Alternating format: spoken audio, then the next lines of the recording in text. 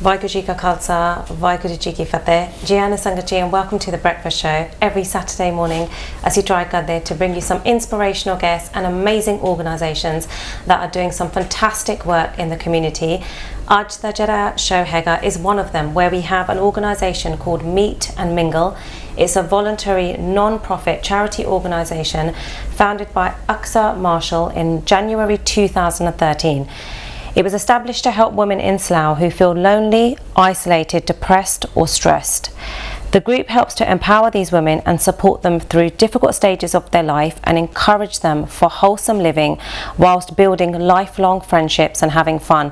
So Aj, we have those guests here with us. I'm very happy to say that they're here and we're going to be speaking to them for the full hour. For the first half we have the founder and one of the volunteers, and in the second half we have three of the other volunteers. But let's find out a little bit about their story, on the history, Jedi Hegia, where they started, why they started, and also where they are now. And most importantly, as I always say, for our Pyari Sangat, if ਤੁਸੀਂ ਵੀ ਚਾਹੁੰਦੇ to get involved in any kind of seva, now's your chance, because we're going to be finding about their story and sharing that with you. Vaheguru Ji Ka Khalsa, Vaheguru Ji Ki Fateh.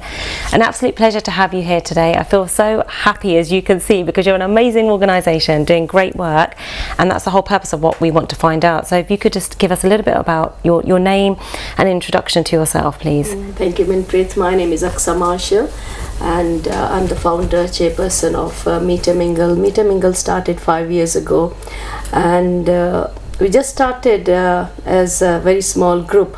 I was working with Slough Borough Council as an exercise instructor for 7 years, and then they just made me redundant. Okay. And that was the time I felt that I need to carry on what I was doing, because being an instructor for exercise, I was going into different groups, different community halls, care homes, and just giving them a little bit of music, a little bit of exercise, and gentle aerobics, flow exercises. And all at once, when my job finished, it was sad, because these groups only came to get out of their houses. Sade loki jive ne mainly with the language problems, they have got boundaries, cultural problems, language problems. This was a group where they used to come and just talk to each other, their home problems, their personal problems, or just to get together, a social life, get out, wear the nave kapde jode jede unna de hunde ne, jewelry pa ke aana. So that was a time which I felt that it was sad, because Slough Borough Council stopped all that, which was 5 years ago. They given up my job. So this is where it started. Amazing story to hear. So I want to get a bit more into detail shortly, but if you could also give us an introduction to yourself and your role as well. So my name is Melish. I volunteer for Aqsa. So I started volunteering like really at the start of Meet and Mingle. So at that time I didn't really know what it was. It was quite new. So I just saw in the library saying Meet and Mingle needed admin, and I was like, I can do that. So I'm at Aqsa, and all I just do is like some admin work for her, and like put the leaflets together, the booklets, or whatever she needs, basically. And alongside your voluntary work that you do for the organisation, are you working as well? Yes, I work full time. Okay. So full time I go have a commute into London and back, so it's a bit can be a bit demanding at times, because there's a lot of like last minute stuff you have to do. So there's a lot of like Aqsa really sends it the night before, and you just go like a night before to do something, but it's fine. Yeah, you enjoy it though? Yes, it's good fun. Well, we'll find out a little bit more about how you juggle the work-life balance with your seva. But Aqsa, could you tell me a little bit about Meet and Mingle itself? You know, the organisation obviously was founded in 2013. 2013 we started. This is when my job was finished, as I said before. So my firstly, as I said, it was nice to see these ladies who just came out to have a social gathering or get out of their houses. That was one of the purpose. On the other hand, I've got a daughter who is 29. She's with disability. She's got brain damage. She's got cerebral palsy, and I've been her main carer since birth. She's 29 now, and she's on a wheelchair, so she's very dependent on me. And I thought like that was my time as well, and since I was a teacher, my background is a teacher, but because of my family circumstances I didn't carry on after she was born. Then I did some supply teaching, but that didn't work because she had a lot of appointments at Great Ormond Street, and my life was all surrounded by her. I've got another daughter as well, and they're 3 years difference between them. She's the younger one is 26. So my life was just around her. And when she went into university, but mentally she's a very bright girl. I must say that she's one of my great volunteers, and she was the first person in helping me at the background doing the computer work. Though she can't use one of her side right hand, but just on one hand she uses all the computer work. Amazing. She's got a special adapted laptop, and she does all the work behind. But it's just that I was a carer. I couldn't carry on my career because of her disability, and I thought that I'm always looking for something very flexible where I could just get up for 2-3 hours. And when I was working with Slowborough Council, that was the perfect time, because it was 1 hour exercise and 1 hour I would just spend with this group. So that was my time, and I thought I want to do something for someone who is caring. I know being a carer is a very, very hard job as well. Yes. And especially Sade Asian लोग का चाहिए, I can find के we've got such a caring nature as Asian women, as Asian mums, कि साढ़े लिए ओदे बगैर और कुछ नहीं है. You know, we forgive ourselves, we don't do anything, but the person we are caring for, that's the main focus on us. Sorry, as mums. Sorry. Okay. So my aim was to, that was my 2 hours, and I forgot my house, my family, my work, and that was my happy time. And I thought I need to do something for the carers. So under Meet and Mingle, we started as a carer sport group. Okay. And that was bringing all the carers together. We used to get together, go for lunches, or just had a chat, coffee morning. And this is one of carer sport group under the umbrella of Meet and Mingle.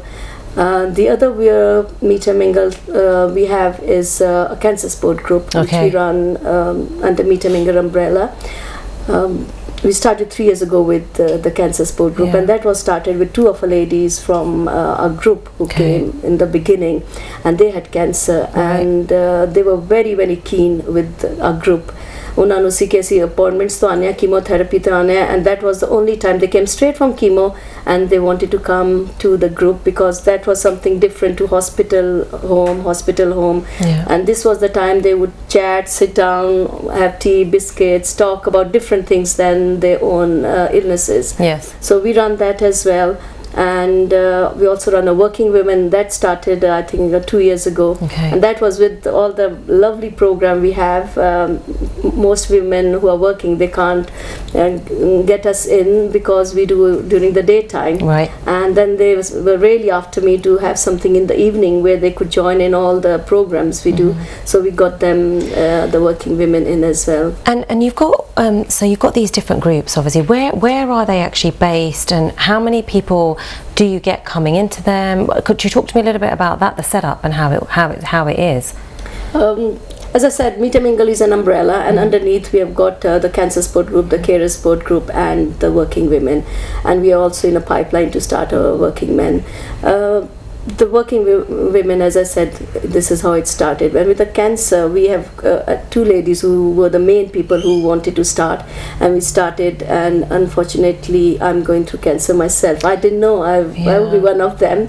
We have got over 38 ladies now who are suffering with cancer, who have gone through cancer, who are within our group. We also run a branch started about 2 years ago in High Wycombe, and that was a great demand from that side as well. We had ladies who used to come to Slough, and they were very keen that this is such a nice group, such a change from illness, that we want to have something there as well. And the age group of the ladies that come, is there what is the age group from and to? Mainly the age is 50 plus, but now we have got so many young ladies coming in.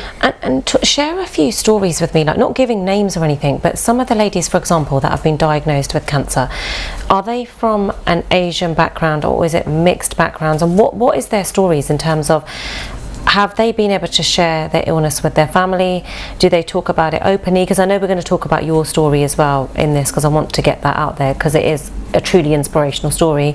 But a bit about these ladies, could you tell me a little bit about cancer sport group? We've got I would say 97% are Asian women, but we've got one lady who is from Austria. Right. Austrian lady, she is with cancer. Yeah. And we have got more ladies, English ladies coming. We have got one Polish lady as well. Yeah. So more of outsiders beside Asian, we have got them coming. And it is just, I think it's very good for them to come, because going through cancer myself, this has made me stand on my feet as well. Right. When you have something different to your illness, Yeah. you think about doing exercise. I just want to mention what we do under Meet and Mingle, and I think Mavish can put in more Yeah. into what we do, because she makes all our program, all our Okay. so we've got a lovely program which I think Mavish can tell us Yes, more about. please do. So Yeah. activities we do. Yeah. So there's a lot of like exercise activities like yoga, dance classes, Zumba classes, and that's to keep the ladies active, which is really good at this age. They should be keeping Yeah. active. And there's also like training. This like gives like first aid courses and just inform them about like things that are happening in society, like radicalization prevention Yes. and touching on real issues as well. So this is a good way to like keep them informed and in touch with them, like the society. Also, they also do they're doing like courses like taking like iPad courses and computer courses, because and setting them on social media, because we've got a social media page now, and it's a good way to keep in contact with everyone. Yeah. So they've been set up on that. So and there's much more course, a lot of trips. There are a lot of trips. Is there? Okay. And do you have to organise and manage these? Do you organise all of those trips? I don't organise those trips. Okay, because it'd be added work. I'm adding more work to you now for I your don't know, plate. not yet. Yeah. Okay, but not yet. But there's lots of trips that you have Yeah. with the ladies. And how many ladies have you got like now compared to, say, I don't know, from since you started 2013? How many roughly would you say women come along to these different groups and want to come and talk to people, share their stories? How many? I think we're hitting now around 400 members. Wow. Right. So it's grown quite like big, and I think right now they need that little companionship because you know, you get to a point in life they like kids are doing their own things and they want to start finding their own identity. So it's a good way to go find people that they can really meet and who are on the same journey as them. So yeah. And do you find that helps them as well? You know, them coming to this group, you know, you must have seen a difference from when they first came to now that they can meet and mingle with so many other people, like you said, that are in the same boat as them. How's their response, and what do they? The feedback now, looking at last 5 years, it's amazing. I think I would say most of the ladies have been through depression. They've been isolated.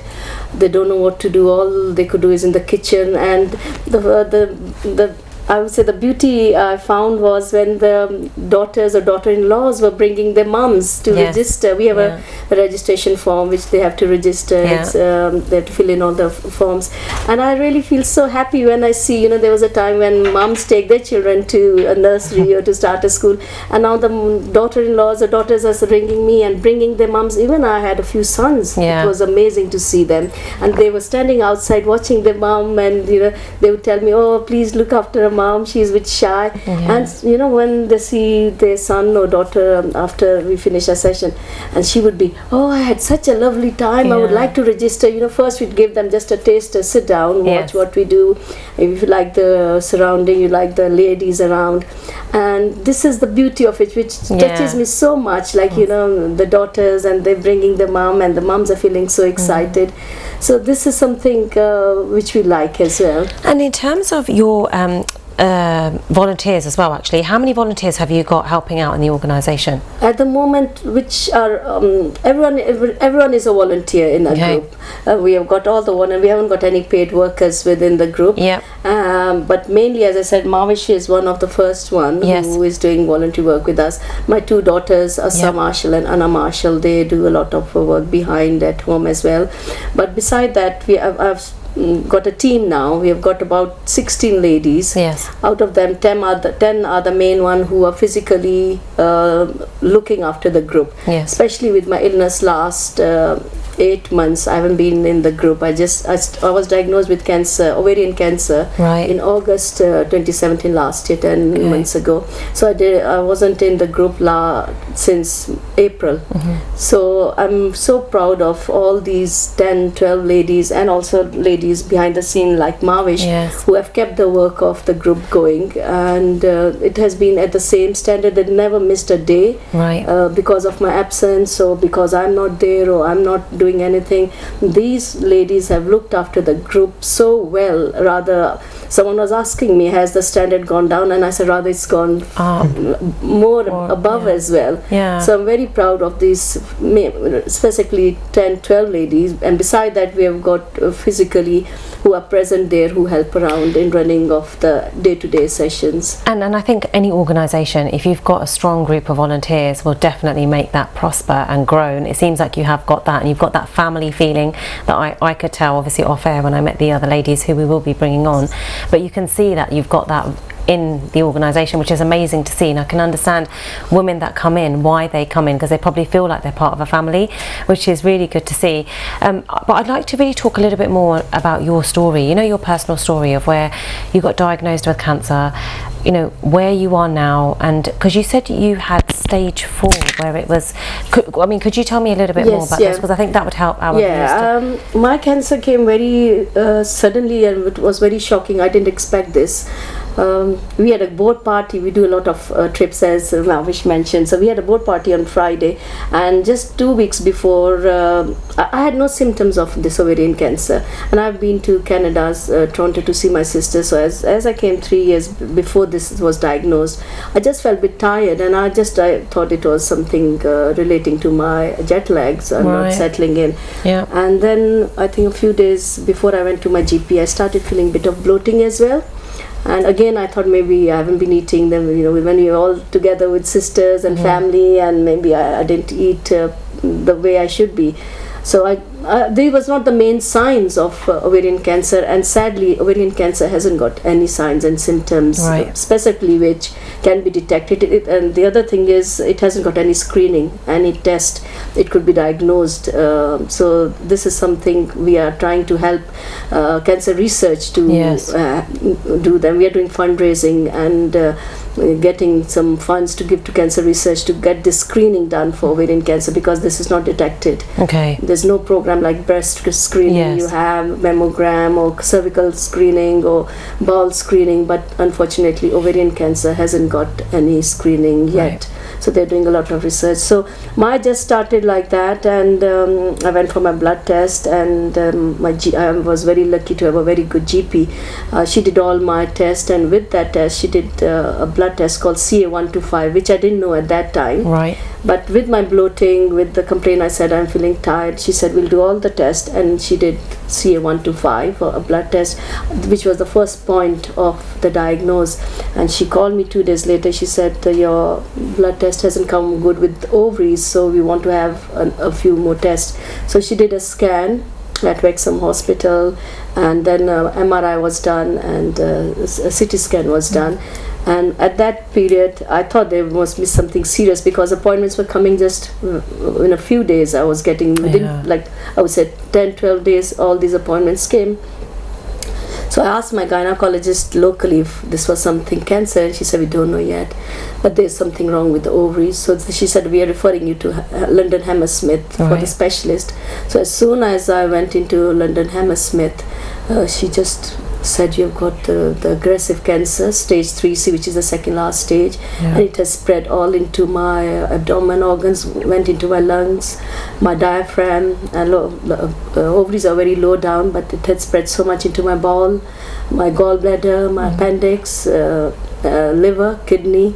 And she said, I don't know if you're going to survive as well, because it's such an aggressive cancer. Right. And we have to just admit you there and then. And that was a shocking point. I couldn't believe it. I told her, are you looking at the right notes? Yeah. She said, yes. Are you Aksa Marshall? I said, yes, I am. She said, these are the notes which I've seen in front of me. And the cancer could be worse, what you are saying. These are just the reports I can see. Really? And it seems it'd be worse, and it was worse when I was operated. That was, she didn't let me go home.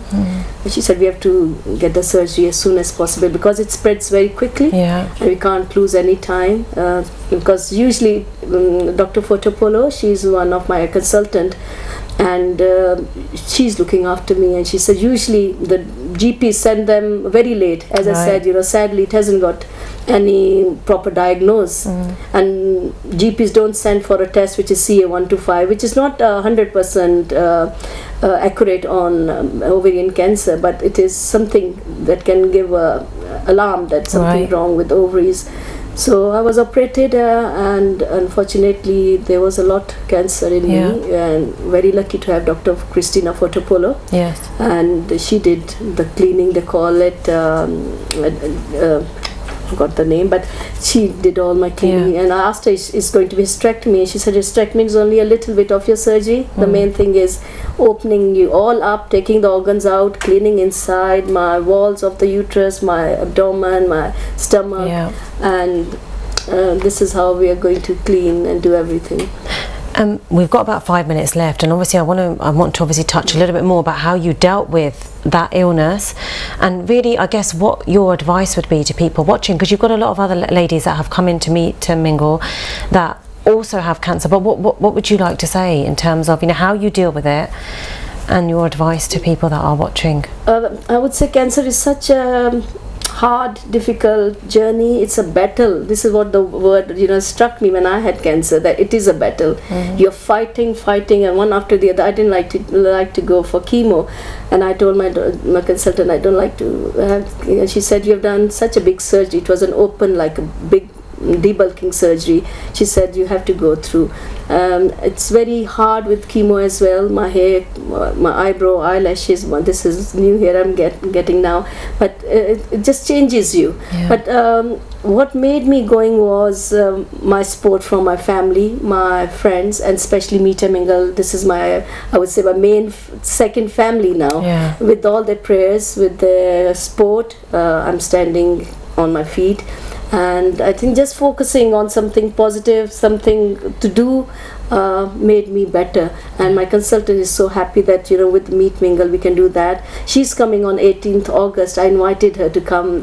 We are having a big cancer conference. She's a main consultant. She's a oncologist, and she also runs, she's a professor at Imperial College, so she'll be coming on 18th August at Copthorne Hotel under Meet and Mingle, and she'll be giving a big awareness talk on that. And in terms of our viewers that are watching, that somebody may know somebody who's suffering from cancer, what would you like to say to them about coming forward to maybe come to Meet and Mingle, or to get in touch, just so that they don't feel, and because we do have this in the community where some people don't want to talk about it, some people find it really hard, some families may say, well, you shouldn't talk about it.